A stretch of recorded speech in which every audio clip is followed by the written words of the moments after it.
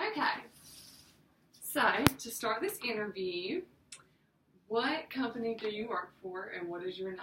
Okay, so my name is Taylor Jeffries. I work for the NC State Student Aid Association, Okay. also known as the Wolpack Club, Okay.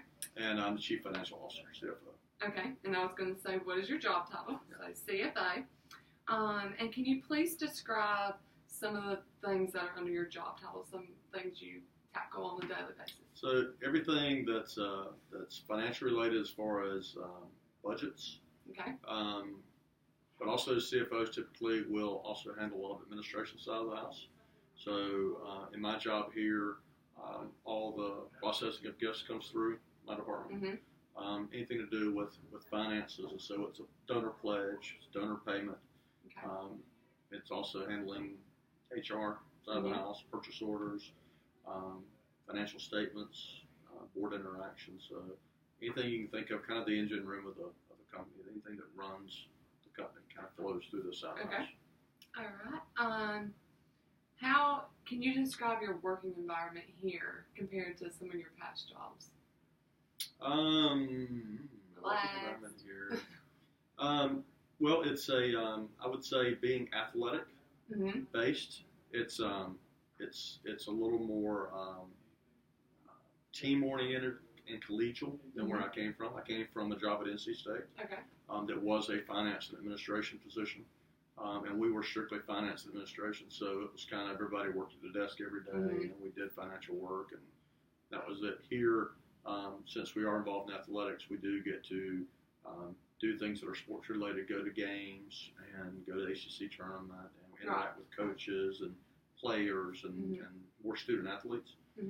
So to me, that's a better part of it because it is more interactive with what we're actually trying to accomplish, which is fund student athlete scholarships. Right. Okay. What hours do you typically work? Well, we're open 8:30 to 4:30, but I'm typically probably like an 8 to 5-ish, 8 to 5:30. We do a lot of nights and a lot of weekends, depending on the football. Football season's Saturdays. Basketball season is nights, and then a lot of Saturdays and Sundays. And then there's some travel that our staff does to go visit donors and also to go to sporting events. So it's a 8 to 5-ish, and then some after hours and weekends. Right. What training or education do you need for this specific job? Well, you need a business background, business management. So I've got a degree in business management and a degree in economics, and then I've got an MBA with a concentration in finance. A lot of people in my job will be CPAs. I don't think it's necessary that you have to be a CPA. I think an MBA is very helpful, just because MBA gives you more practical experience than undergraduate does. Undergraduate, you learn about theory and why changes in the market affect certain things. MBA school, you actually get to put that hands-on practice, so you can see, in my own business, how does that work? Right. So I think an MBA is real helpful, but really there's no substitute for experience, practical business experience. Right. Very helpful. Okay. How did you get started in this job, in the current job you have right now? How did I get started in it? Well, I was recruited while I was working at NC State. So a recruiter reached out to me about a potential job opening with a nonprofit in Raleigh, and I responded to that. And then later found out who it was with, and went through an interview process and was offered the job. Okay. And what do you like most about this job? What I like most about the job, well, I've only been at this job for about 7 weeks, but I'm at NC State alone. So obviously I love the NC State side of it. Right. I think that's really important. I like the athletic side of it. Again, I like the collegial atmosphere, the team atmosphere, probably most about it. And if you could change anything about it, what would it be? If I could change anything about my job, I would live closer to my job because right now I commute about 60 miles each way. So I've got 3 hours of commuting. So if I could change anything, I would live closer to my job, or my job would be closer to where I live. Right. Okay. And what is one other thing you think I should know about the job if I'm thinking about making this my career? To be a good CFO, you need to be flexible. Mm-hmm. You need to have sense of humor, and you need to have common sense. Everything. While financial is rules and regulations, you also need to have the flexibility to know where you can apply those to fit donor needs. So we're donor centric. Mm-hmm.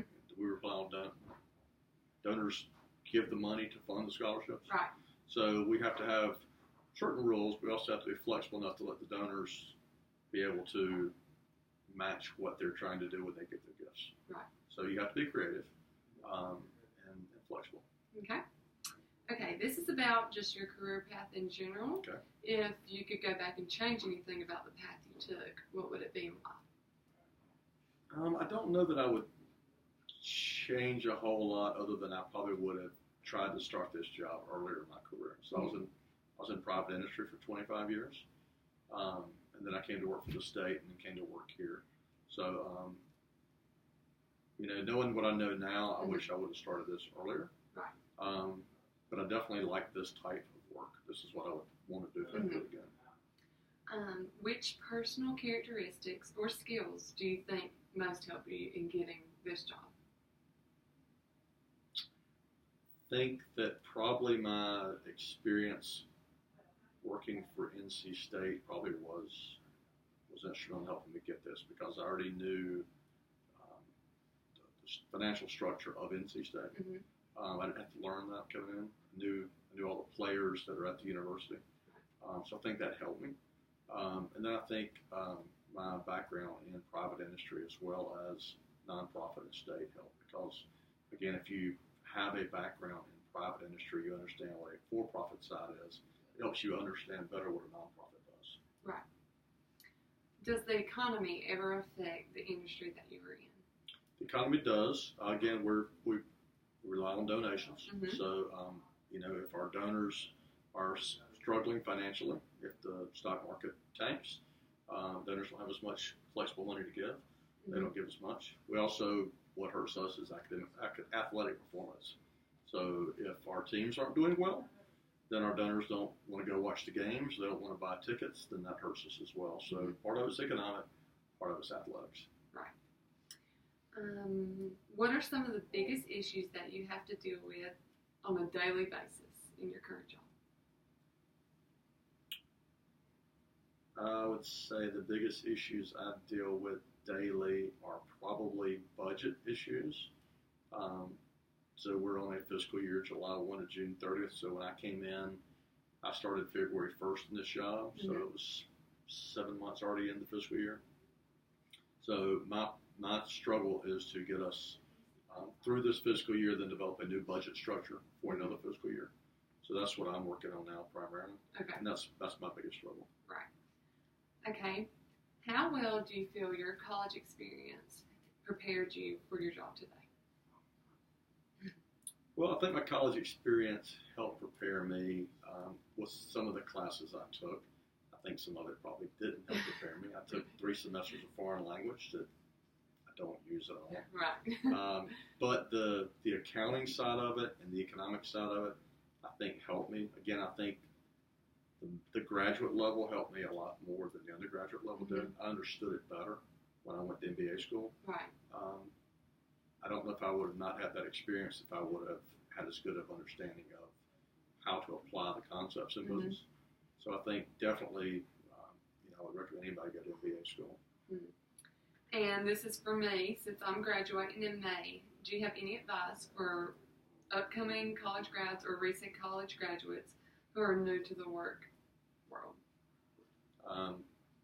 Be persistent and don't be too discouraged if you get a no.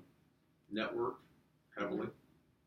They say it is who you know, not what you know, and some of that is true. The hardest job to get is the first one, because it's hard to get the door open. Mm-hmm. You don't have the experience. It's always hardest to land the first one. That's why you've got to be persistent.